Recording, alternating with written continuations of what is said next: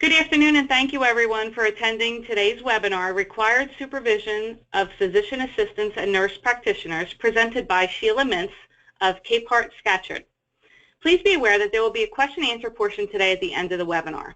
To avoid frequent interruptions during the webinar, please type your questions in the question box located on the right of your screen. They will be answered in the order received during the question and answer portion. Additionally, an electronic version of this presentation will be emailed to all participants following completion of today's webinar, and a recorded version will be available on the website for members only. Again, NJMGMA would like to thank you for attending, and I will now turn things over to Sheila. Good afternoon, people. I'm Sheila Mintz. I'm the co-chair of the healthcare department at the law firm of Capehart Scatcherd, which is located in lovely Mount Laurel, New Jersey. What I'm going to talk to you today about is physician supervision of physician's assistants and nurse practitioners. So I'm probably going to talk a little bit more about physician assistants because there's been a really big change in law in New Jersey on that. I know we have a couple of people from out of state, and some of this is not going to apply to you, so I would encourage you to look at what the state law is for your particular state. But I think some of the cases that I'm going to go over towards the end are going to be a little bit more, they're a little bit more common sense, and some of this is just really common sense and communication issues. So anyway, let's get started. So what I'm going to be talking about is, as we all know, there's an increasing shortage of physicians.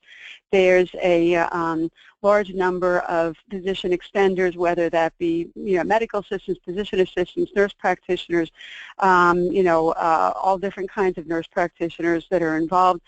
And there's more and more collaboration and compliance involved for practices that are hospital-owned. Especially, there are a lot of physician assistants and nurse practitioners being hired, and the physician has to know how to handle that.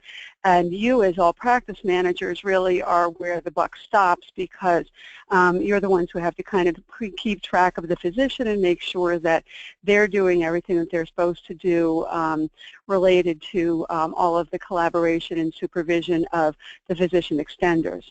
So because of that, it's you have to manage and know about what the compliance are and what the compliance is and what the requirements are of the collaborative practice.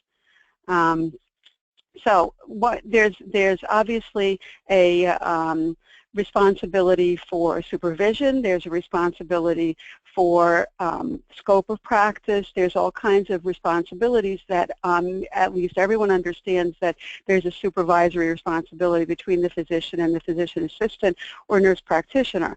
What we're going to be covering today is a little bit on what exactly does that mean? When you say the scope of responsibility, what is that? What is supervision? What are the legal standards involved? What are the physician's liability? What is the physician extender's liability? And what is the practice's liability? We all know that the law allows you to do certain things, and this is a little bit of what the law will allow and what the law won't allow. In New Jersey, as I mentioned, I didn't get to that yet. So let's see. I go off topic a little bit, so just please keep answering questions if there's stuff that I don't answer. But for those people who are out of state, it's very, very important for you to know your state law, to understand what the use and supervision of mid-level providers entails, to define the scope of responsibility clearly within the practice, and to understand how responsibilities are delegated to mid-level providers.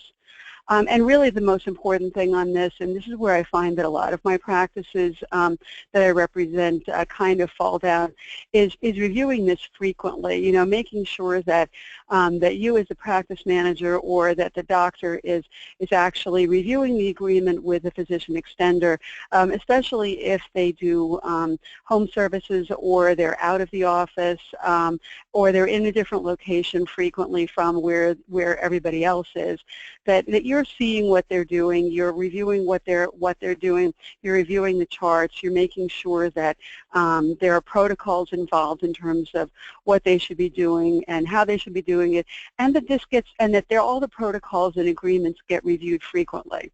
As you'll see, the laws that are involved related to both physician assistants and nurse practitioners requires that there be an annual review of the delegation agreements, and that really is something that I think is very important and really should be done on a more timely basis, if at all possible. I know that, you know, as office managers and practice managers, that you are overwhelmed with the amount of work. And, you know, I sat down recently with a practice that has a lot of PAs doing home care for the homebound patients, and I started to talk to the office manager about what all of the requirements were for supervision and chart review and medication reviews, and she literally started to cry. And I felt so bad for her because she said, I just don't know how I'm going to be able to do all of these things. But you know, this is the law, and this is what I can tell you, and it's kind of, you know, you do absolutely the best you can to do this, because ultimately it's you know, the practice's responsibility and the physician's responsibility to make sure that the patients are being cared for properly. So I'm going to go through the highlights of the New Jersey statutory changes. So all of these are very new. It's effective August 1st of 2016 and only applies to physician assistants. So a couple of the highlights, I guess, and I'll be going into it in more detail, are that the PA is no longer required to file a notice of employment with the State Board of Medical Examiners, which was a requirement up until this month, that there is no more temporary licensure of a PA, that the PA's identifying tag can read physician's assistant or PA-C or PA. Before it used to be just physician's assistant, and there's significant changes to allowed procedures. Now, I don't know, for those of you who are in New Jersey, there's a whole list of procedures that are in the regulations that basically provide what the PA can do and cannot do, and that's supposed to be included as an addendum to all of the employment agreements of PAs. And now it's a little bit more, it's a little bit actually looser in the sense that it can, that the scope of practice can be what the physician and the PA agree it can be, based on the physician's understanding of the competence of the PA and what they're both comfortable delegating. So there's a little bit, it's a little bit less defined at this point, and it's a little bit looser, but again, it's something that so it's even more important to have a written agreement as to what the PA is going to be doing. So let's see. So the practice of the physician assistant. So here's all the statutes if you feel like looking them up. They're really fun to review. Not really, actually, but whatever. A PA can practice in all medical settings. So a physician's office, a healthcare facility, meaning a hospital or nursing home, a veteran's home, or a private home, provided that all the practice requirements are met. So a physician assistant who practices in violation of these conditions will be deemed to have been engaged in professional misconduct. So if they practice outside of the area that they're supposed to practice, or like if they set up their own practice, which is still not allowed in New Jersey, then that would be a professional misconduct. The physician's responsibility, what I did was put in read the changes to some of the statutes. So the physician can delegate procedures listed in the regulations, and in red those delegated by the physician. So the physician and the PA really have to agree on what they're going to do.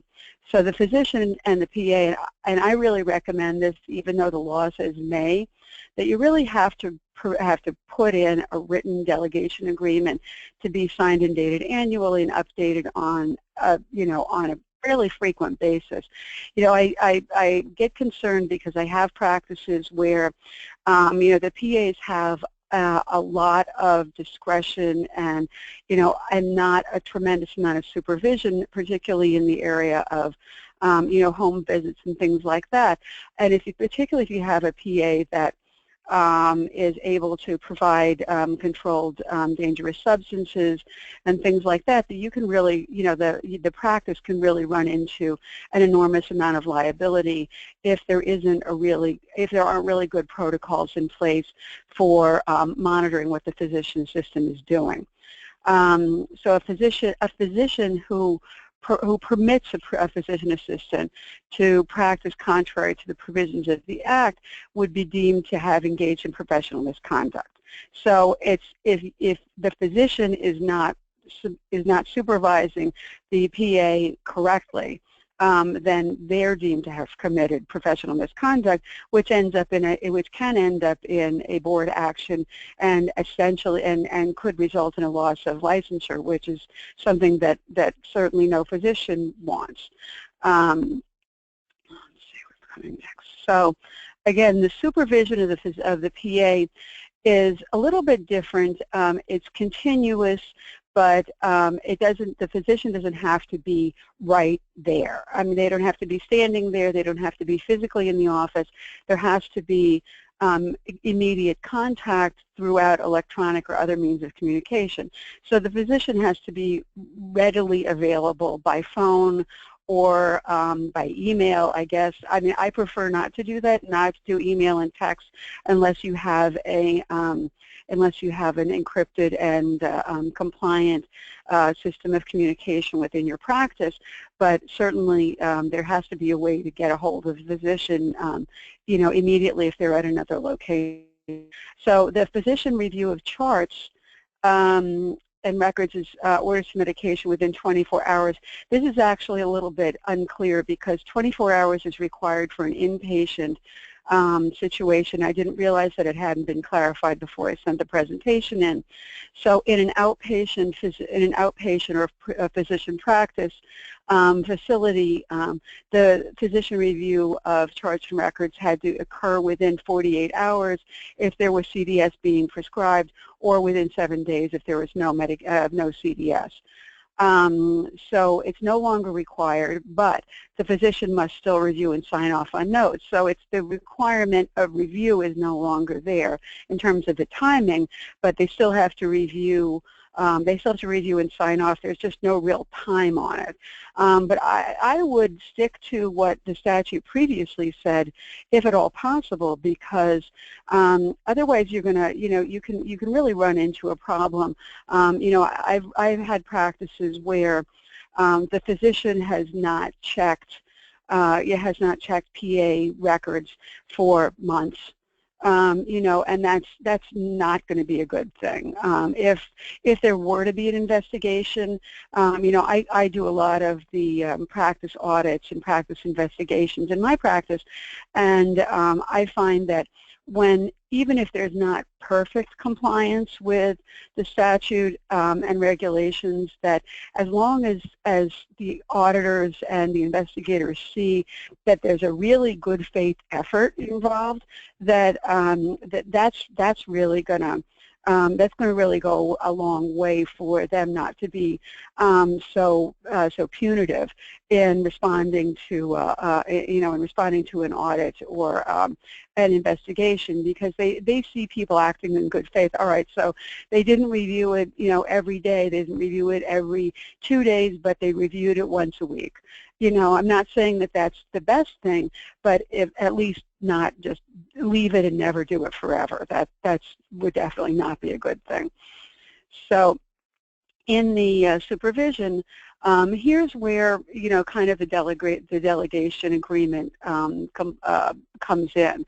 So we have the supervising physician and the PA get together and basically go through what the scope of practice is.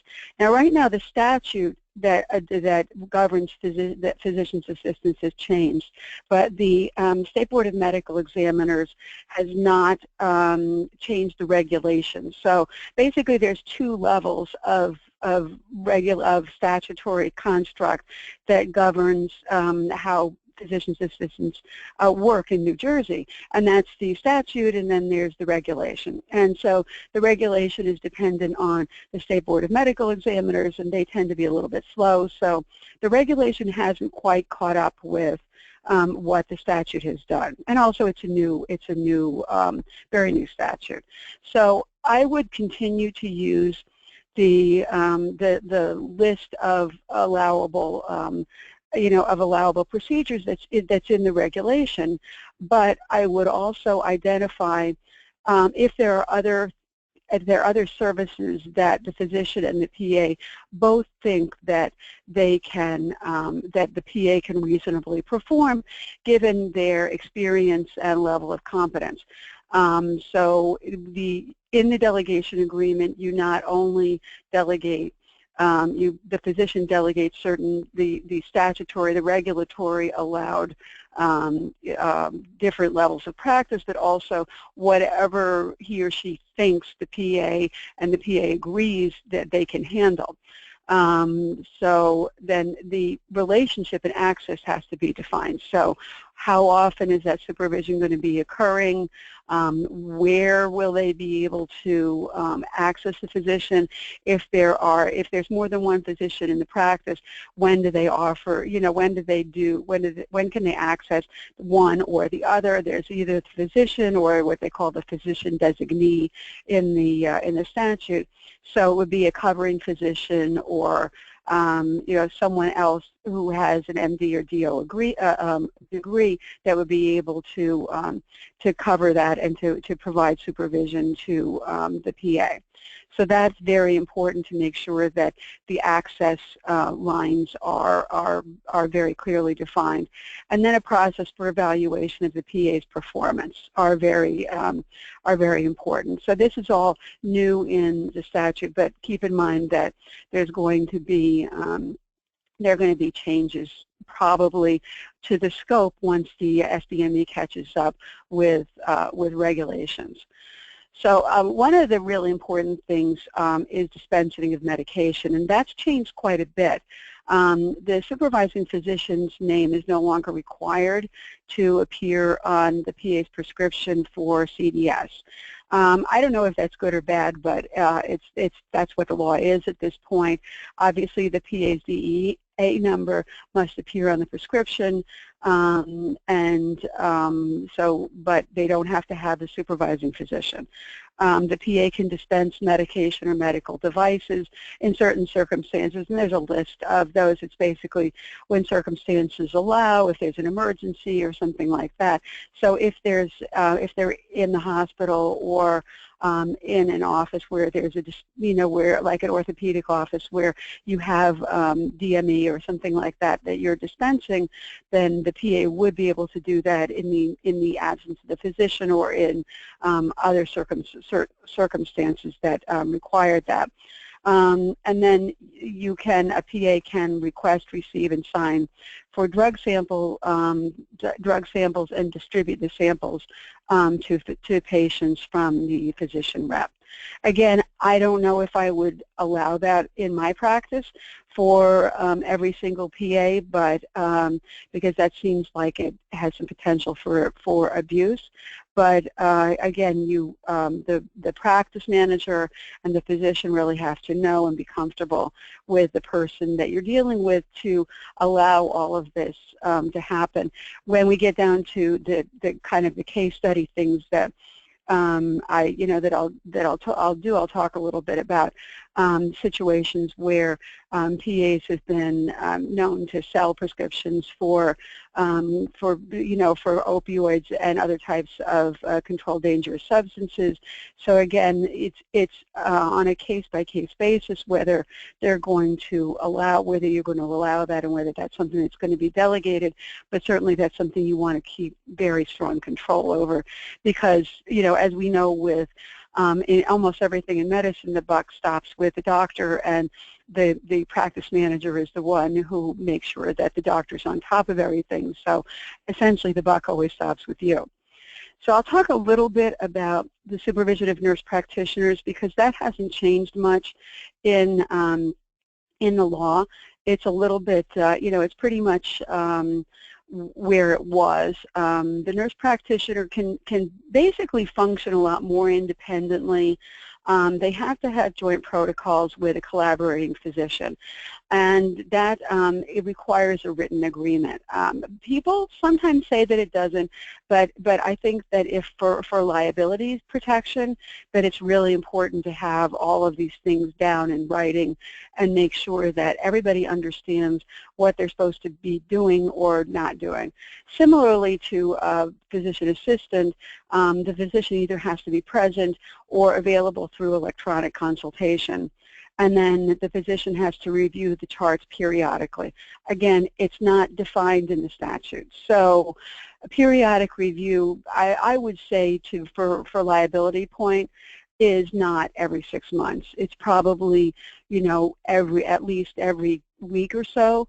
And if there's something where, you know, it depends on the practice. It depends on what, you know, type of practice you have what the nurse practitioner is doing, who the nurse practitioner is seeing.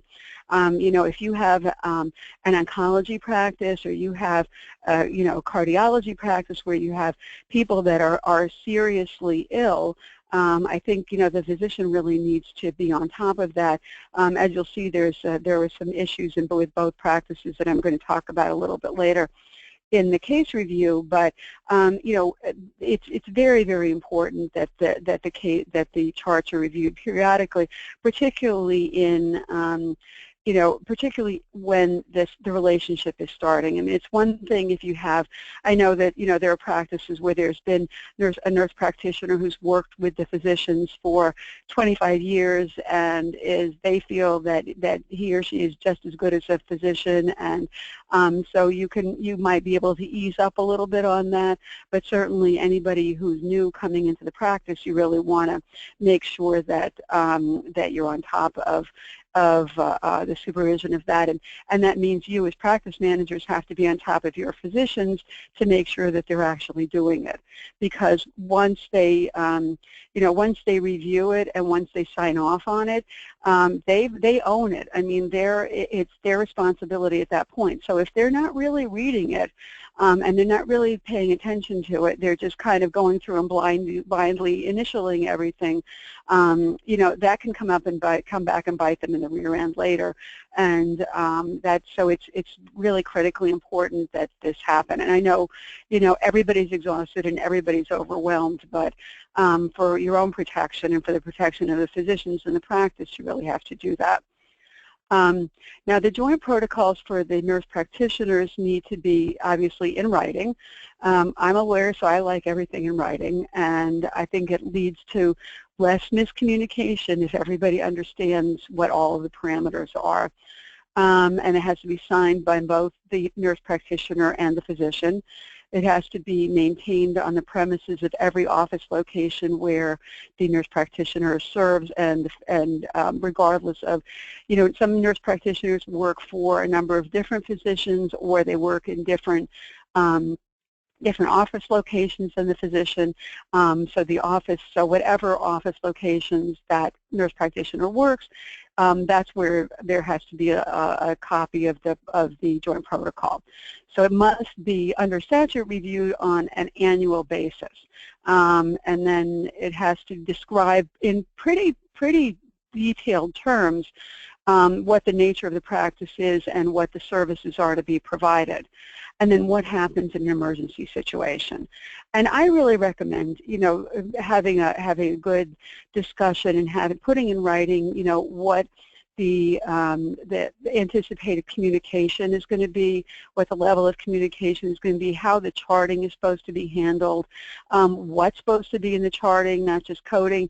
I mean, it really makes a huge difference, because I think you'll see that in some of the cases that a couple of the cases that I'm going to talk about, the problems really come up where there's a handoff between physician extender to physician extender, or physician extender to the practice or to the physician, that there's a miscommunication that goes on when the patient is being handed off. So those things I think really need to be thought about in general, and should be in the protocol that you're you're writing for review on a pretty frequent basis. I would say. I mean, it says annual, but depending on the nature of the practice, I think it's probably good practice to review it on a quarterly basis, if at all possible. So when you get to, now that we've talked about that, let's talk about some litigation risk. There's mid-level providers. The rule about suing, basically, here's the legal rule of suing. Anybody can sue anybody for anything.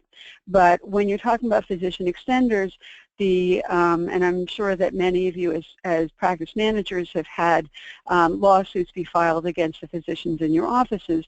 So it's going to come to, they're going to sue, the plaintiff's attorneys are going to sue the practice, they're going to sue the physician, they're going to sue the mid-level provider also. But the suits most often focus on the supervising physician. So here are the allegations that usually come up in the litigation scenario. So it's failure to adequately supervise, failure to have in place appropriate written protocols, and failure to follow the protocols.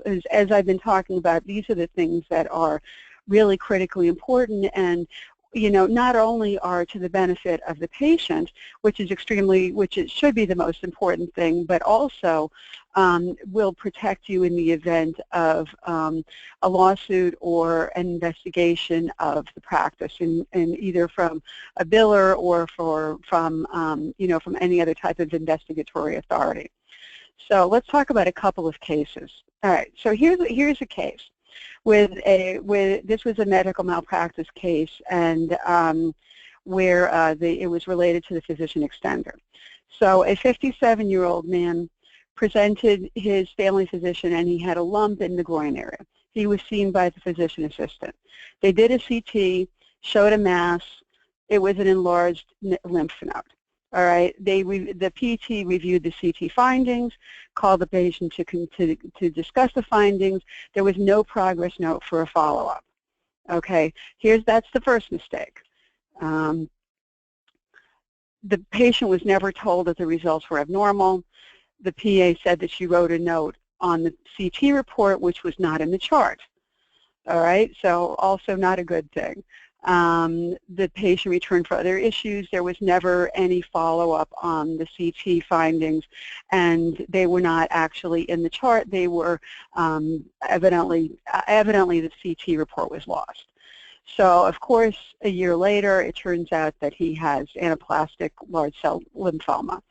Not a good thing. Stage 3, also not a good thing. So the doctor, here was the expert opinion that came through on this matter. The doctor, so it's the physician's responsibility. Everything is ultimately, no matter what happens, whether it's a coding error or a billing error, it's ultimately always the buck stops with the doctor. And as practice managers, unfortunately, it's your responsibility to make sure that the doctor's aware of these things a lot of the times. So the supervising doctor deviated from the standard of care by failing to provide direct supervision of the PA, so that because the regulation requires that they can be PA can engage in practice only under the direct supervision of a physician. The physician failed to review all the charts and patient records and countersign all the medical orders within a maximum of 7 days. Now, again, this has changed a little bit in the statute, so the day amount is not there anymore.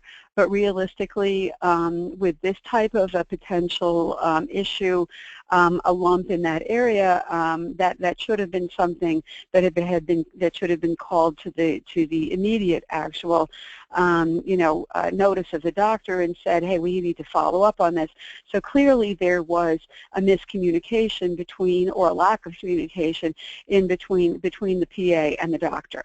So the CT scan was lost. The CT, and these things happen.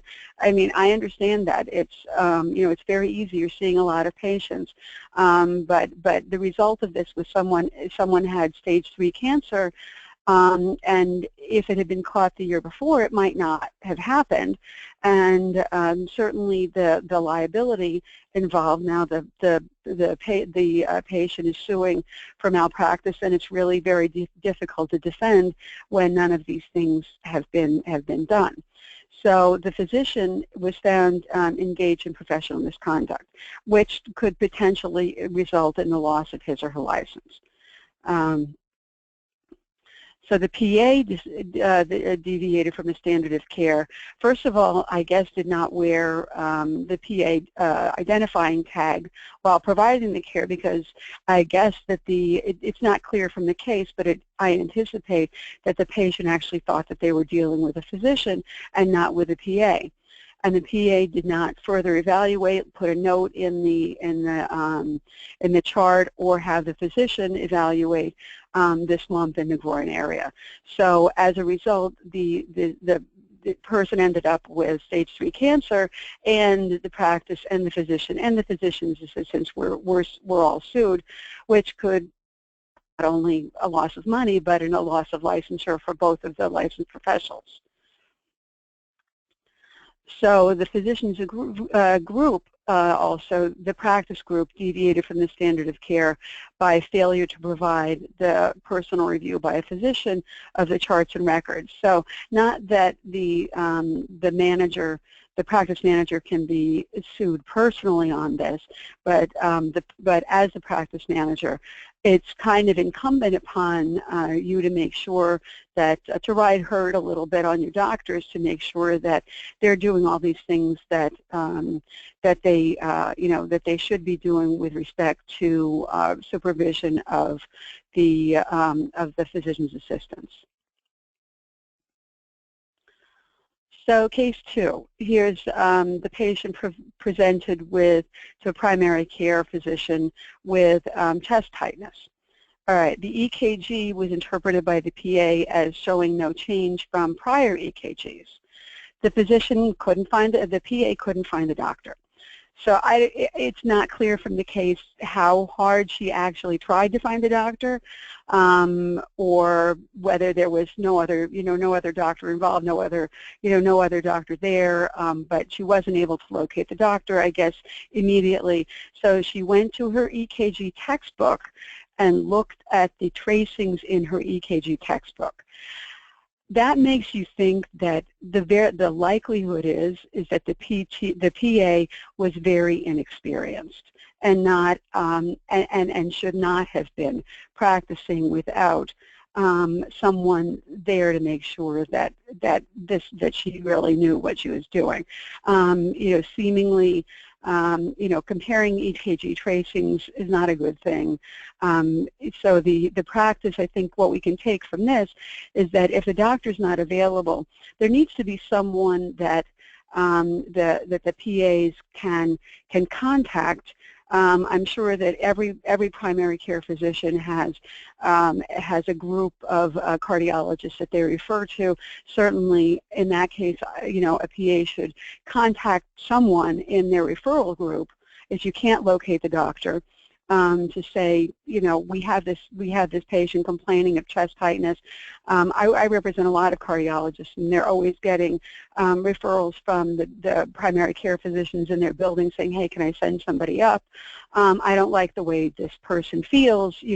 I can't see anything, but I want you to take a look at it. And certainly, I'm sure that we were dealing here with somebody who was not tremendously experienced, because all she thought to do was to go to her textbook to see if it looked normal to her. So of course then 3 days later the patient developed chest complaints, went to the hospital, had cardiac arrest, and died. Obviously resulting in a medical malpractice case against the physician, the physician's assistant, and the practice. So the group deviated from the standard of care by failing to have adequate procedures in place to supervise the physician assistant. And I'm just checking on time. I think we're okay. So the doctor didn't have an acceptable system for assuring compliance with the New Jersey statutes and regulations. So in and out, here, this was the old law in New Jersey, so the chart review and the countersignature has to occur within 7 days. Again, now the statute has changed that, but in this kind of situation, the review should have occurred when you have somebody with chest pain, even if the EKG is normal, or it doesn't show much deviation from the last one, based on looking in the textbook. It seems to me that that should have been something that would have been brought to the attention of the physician or of one of the referral sources in a more timely fashion, well, like immediately or by the next day at least. And then the administration of medication needs to be reviewed and countersigned within 48 hours. Again, that's changed a little bit, and it's a little bit looser, but again, also depending on the situation, if everyone can use their common sense in a situation where someone has chest pain, the fact that someone is not is not compliant with the actual terms of the statute may not be helpful in a litigation when someone later has an MI and passes away.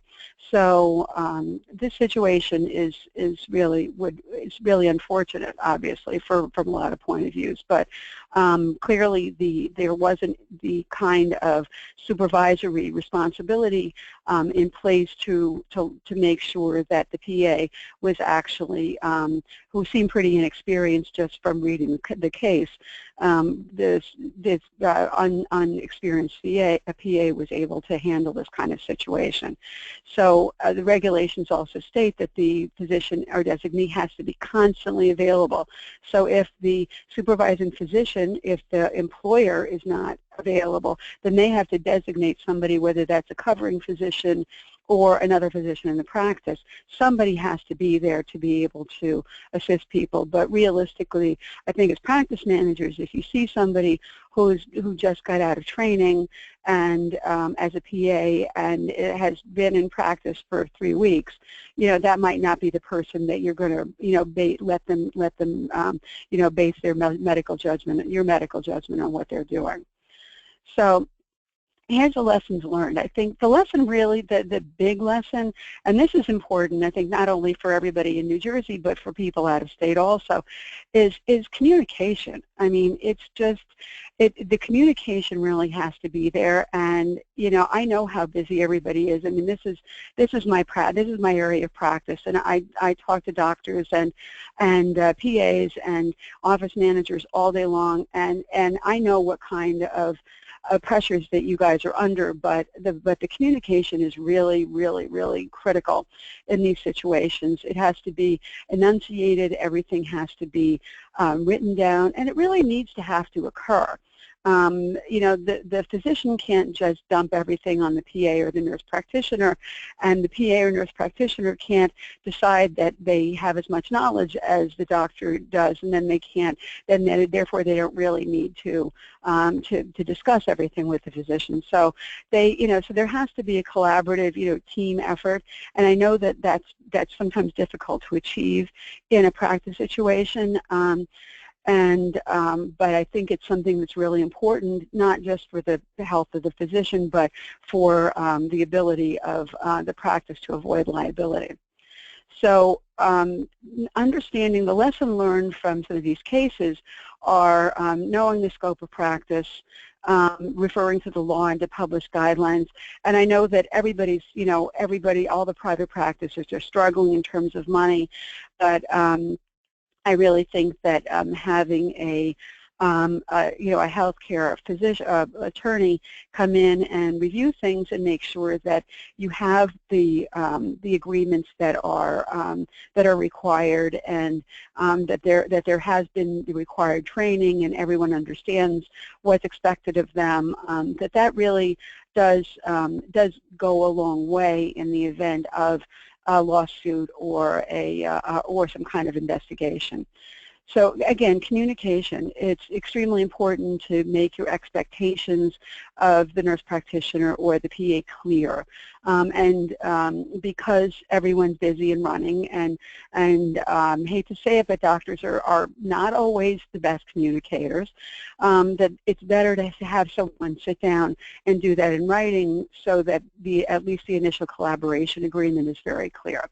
And then sometimes, as I've mentioned, there's, situations where a PA will be doing home care work and will be out of the sight of the doctor a lot, and can be doing things that might not be approved by the physician in terms of prescribing opioids or other meds, or doing things that, seeing people in their cars.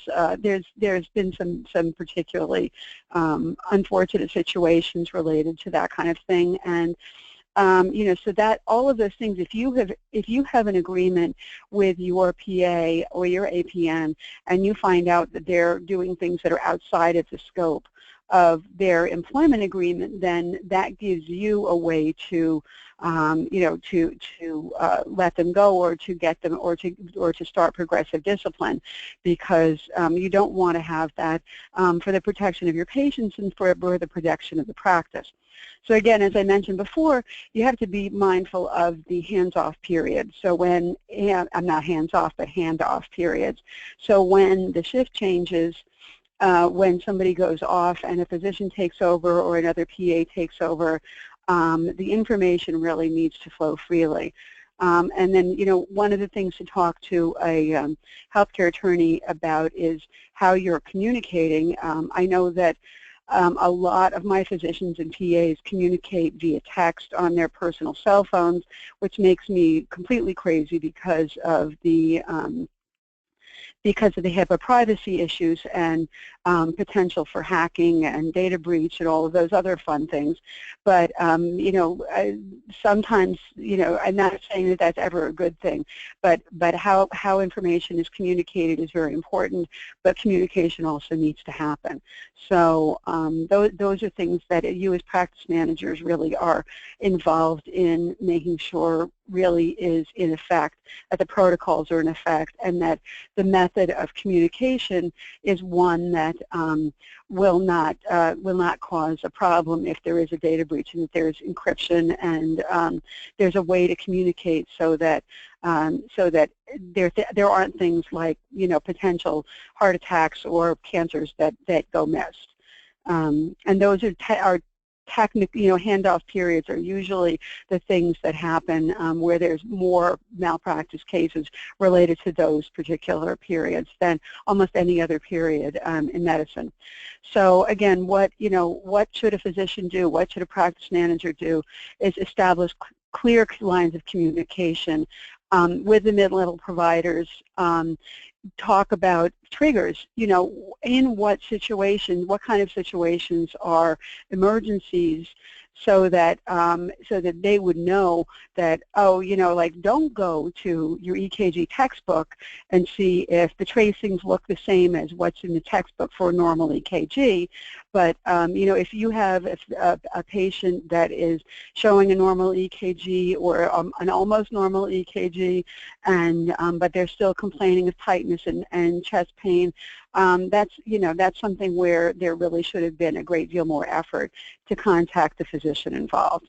So I think those are things that are very, very important to put into the collaboration agreement or the delegation agreement between the physician extender and the physician, so that everyone knows what they're supposed to be doing, because you don't ever want to set up a situation where you can, where the PA says, hey, I didn't know, and then the buck ends up going back to the physician, when there hasn't been a real good sense of communication. So again, when the physician is unfamiliar, you have a new PA or APN, make more, someone who's out of training recently. All of those things need to be carefully supervised. And then reflecting communication to the PA or APN in the medical record. So if the physician is telling the physician extender to do something with a patient, or to prescribe something or to follow up with something, that should be in the medical record so that you're protecting yourself in the event of liability. So again, reviewing the notes for the mid-level provider, making sure that they understand what was done, when it was done, and why it was done, and then clearly this is the most important thing: sign off on notes without reading them. You know, if the physician signs off on it and, you know, they've been prescribing massively high levels of opioids to someone, and, you know, then, and you don't even pay, and the physician doesn't even pay attention to it, that's a huge red flag. So, you know, all of these things can be, it has to be, the physician has to really review it. And, you know, I know that it's very hard to get physicians to do that, but, you know, it's very important not only for the benefit of the patient, but for the benefit of the physician, because the physician is usually, that's where the buck stops, and the physician usually is the one, is going to be sued along with the PA or nurse practitioner. So here's the way to protect yourself, to know and to follow the scope of state law, knowing the guidelines of your insurance companies, what do they require, making sure that everyone's credentialed, establish the practice protocols. Sticking to them is a really good thing. I mean, having an agreement that you then throw in a drawer and never look at again is not really going to be helpful, which is why the statutes require at least an annual review, but I think it's probably a better idea to do it more frequently, you know, quarterly, or at least, you know, biannual if everything is going along smoothly.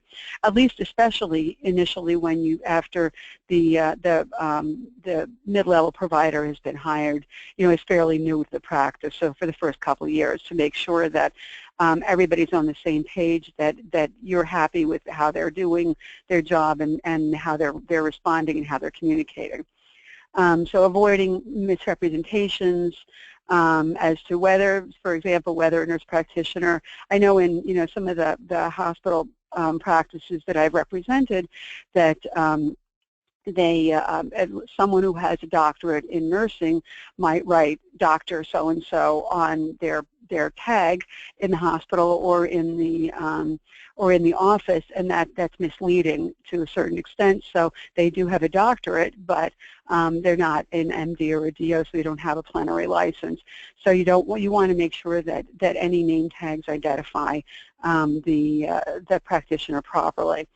So, and then providing regular education and training on things like HIPAA and other types of, you know, not just CMEs and not just that, you know, not just medical issues, but also how you communicate and things like that are extremely important.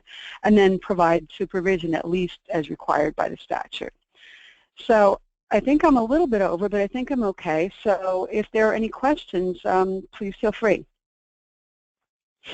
Okay, thank you, Sheila. We do have several questions, but attendees, please send them in so we can get to them all. Sheila, the first question is, how often do charts need to be reviewed for physician's assistants? Well, the statute just changed, and this is for New Jersey only. The statute just changed. It used to be, you know, 48 hours if there are controlled dangerous substances provided for any medication orders, and then the actual charts need to be reviewed within 7 days.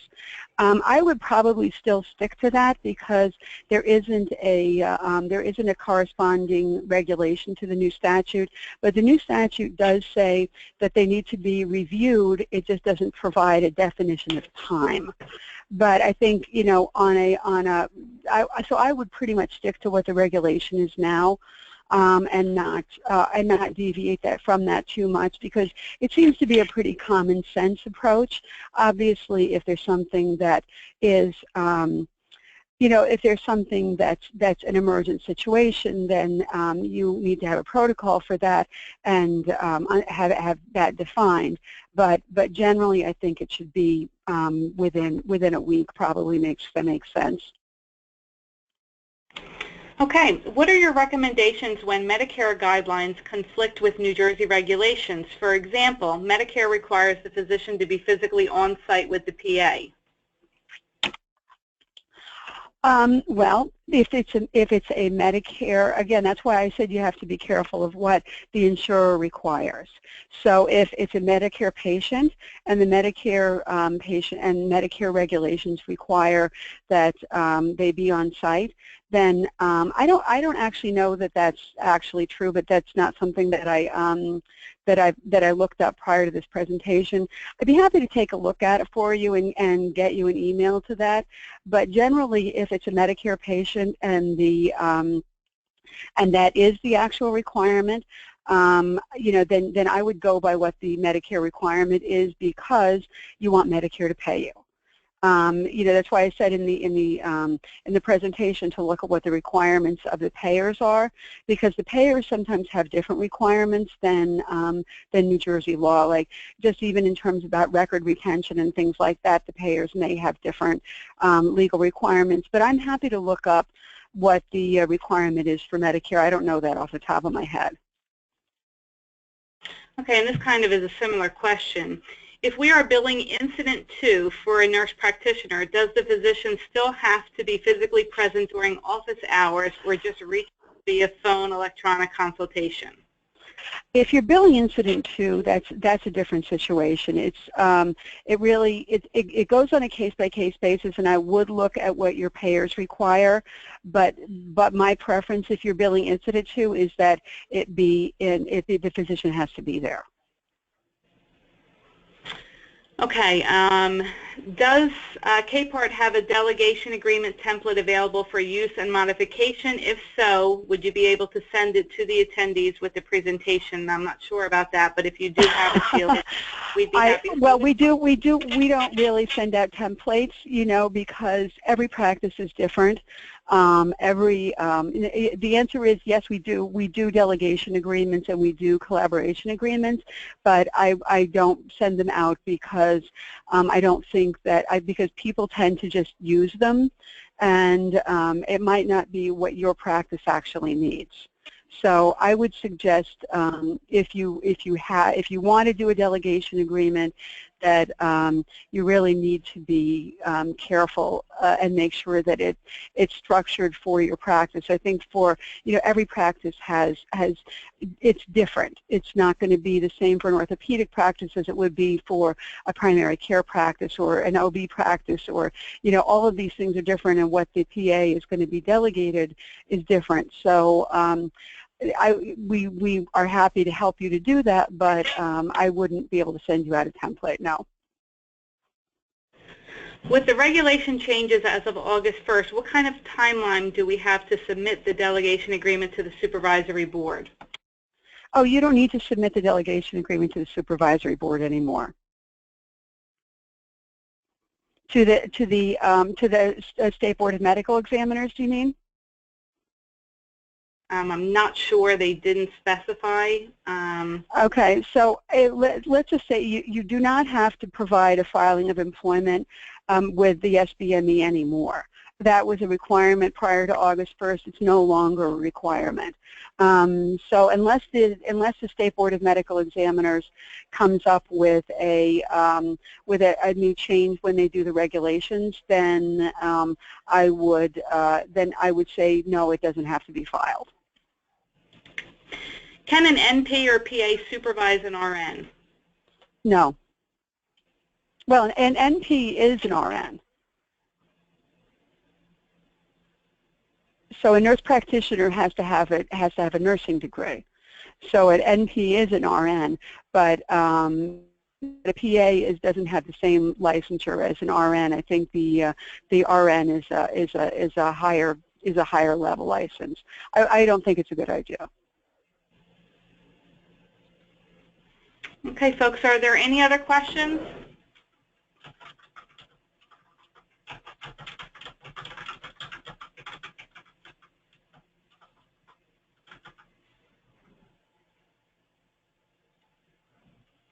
Okay, folks, if there's no other questions, I'm going to close the webinar, and thank you very much for attending. And please remember, we will be sending the presentation out to all participants today, and the recorded version will be up later today on the website. Thank you very much for attending. Thank you, everybody.